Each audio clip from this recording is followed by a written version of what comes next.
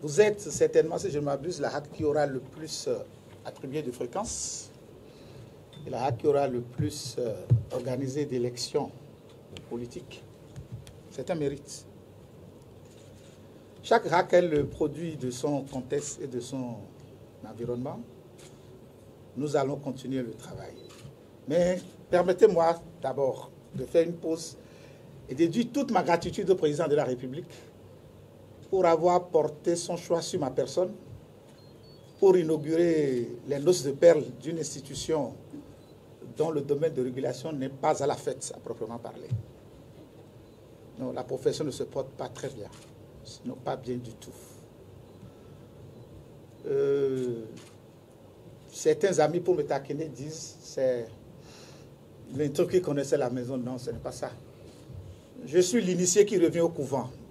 Et le moins qu'on puisse dire est que les divinités ne se portent pas bien. Pas du tout. Ce n'est pas moi qui le dis. Ce sont les grands prêtres, comme les présidents d'associations, les journalistes qui sont les prêtres, les adeptes le disent, même les spectateurs le disent.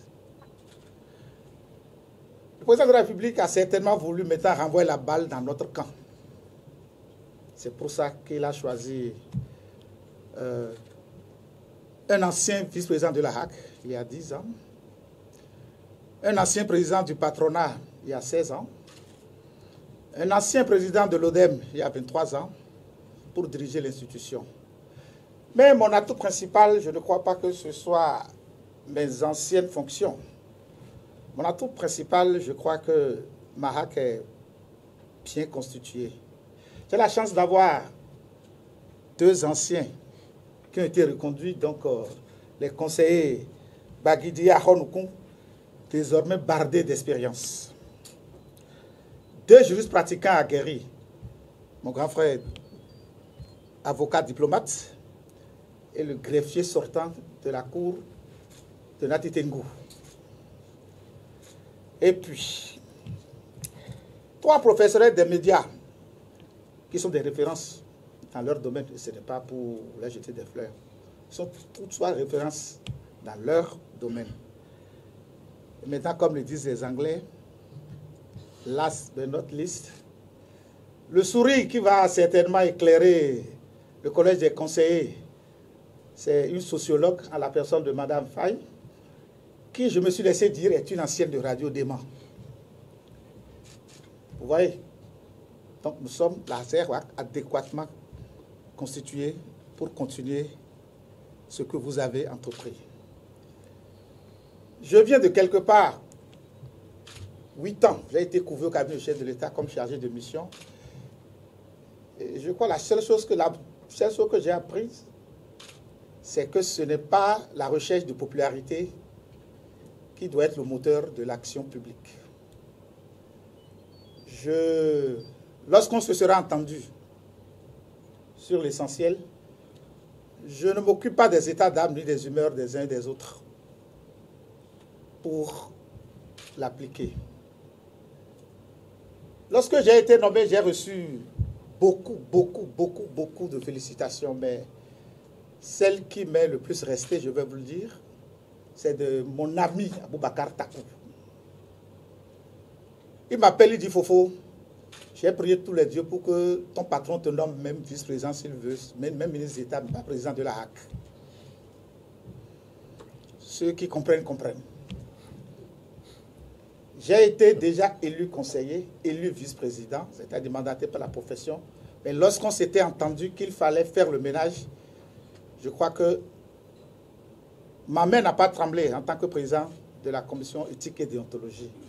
Et nous en avons besoin, nous en aurons besoin. Pourquoi est-ce que l'État aujourd'hui nous doit 2,1 milliards au titre de l'aide de l'État et hésite à débloquer les fonds? Parce que peut-être sans que l'environnement n'est pas propice. Nous avons fait quantité d'états généraux où nous avons fait tous les diagnostics justes, des diagnostics très justes. Mais que nous n'osons pas encore, nous ne nous donnons pas les moyens moraux pour avoir les moyens matériels de les mettre en œuvre.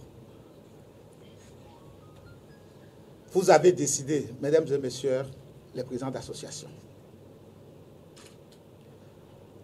mesdames et messieurs, les cadres de la HAC, vous avez décidé que ça va changer et ensemble, ça va changer. Nous nous poserons des questions simples. Est-ce que dans l'État, ou surtout notre presse aujourd'hui, la presse privée surtout, est-ce qu'on peut continuer à se dire journaliste être fier? De notre temps, lorsqu'on achète une brouette, on mettait laisser passer presse sur la voiture. Aujourd'hui, on se cache pratiquement. On n'est plus fier d'être journaliste, et pourtant c'est une profession alors très noble. Pourquoi? Pourquoi les gens nous dessaisissent de notre profession? Des gens qui, des discussions de gargoterie, s'asseyent doctement devant les caméras et font des commentaires. Et ils ont de l'audience et nous laissons faire. Le journaliste est une profession. Le journaliste est une profession qui a ses règles. Et ensemble avec vous, je dis bien ensemble avec vous, nous allons remettre l'église au milieu du village. Monsieur le Président de la RAC 6e mandature, j'aimerais encore une fois vous féliciter. J'imagine que ce ne fut pas facile. Quelqu'un a dit que toutes les réformes ont leur part de mélancolie. C'est pour ça que jusqu'à cette mandature, tout le monde partait ensemble. Mais aujourd'hui, le tiers reste et les 2 tiers s'en vont. C'est une avancée, comme ça peut paraître aussi comme quelque chose de frustrant. Mais je sais que vous tous qui êtes des partants, vous allez sur d'autres fronts. Et au cadre de la RAC, je nous poserai des questions, une petite question. Est-ce que depuis 30 ans, est-ce que nous avons réussi à faire de la RAC une administration de régulation ou bien une administration bureaucratique? Nous trouverons les réponses ensemble et appliquerons les solutions qui s'imposent. Merci, Monsieur le Président. On ne dit pas à un soldat félicitations quand il va au front.